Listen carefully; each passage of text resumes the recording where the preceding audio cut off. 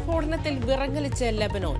സ്ഫോടനങ്ങളിൽ 9 പേർ കൊല്ലപ്പെട്ടു, നിരവധി പേർക്ക് പരിക്ക്. ആക്രമണത്തിന് പിന്നിൽ ഇസ്രായേൽ എന്ന ഹിസ്ബുള്ള.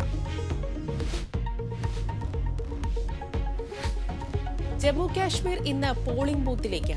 ആദ്യഘട്ടത്തിൽ 24 മണ്ഡലങ്ങൾ വിധിയെഴുതുന്നു. തെരഞ്ഞെടുപ്പ് നടക്കുന്നത് 10 വർഷത്തിന് ശേഷം. സംസ്ഥാനത്ത് കനത്ത സുരക്ഷ. മലപ്പുറത്ത് നിപയിൽ നേരിയ ആശ്വാസം. സമ്പർക്ക പട്ടികയിലെ 16 പേരുടെ ഫലം നെഗറ്റീവ്. കുരങ്ങുപനി ലക്ഷണങ്ങളോടെ ചികിത്സ തേടിയ യുവാവിന്റെ പരിശോധനാ ഫലം ഇന്ന് ലഭിച്ചേക്കും.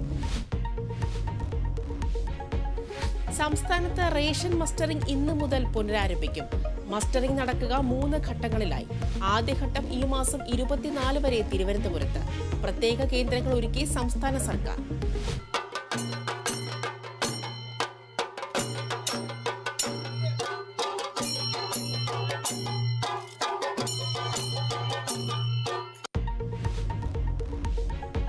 ഓണാഘോഷത്തിന് സമാപനം കുറിച്ച് തൃശൂരിൽ ഇന്ന് പുലിക്കൂട്ടമിറങ്ങും. സ്വരാസ് റൗണ്ട് പുലികളെ കൊണ്ട് നിറയാൻ ഇനി മണിക്കൂറുകൾ മാത്രം. അവസാനവട്ട ഒരുക്കത്തിൽ ദേശങ്ങൾ.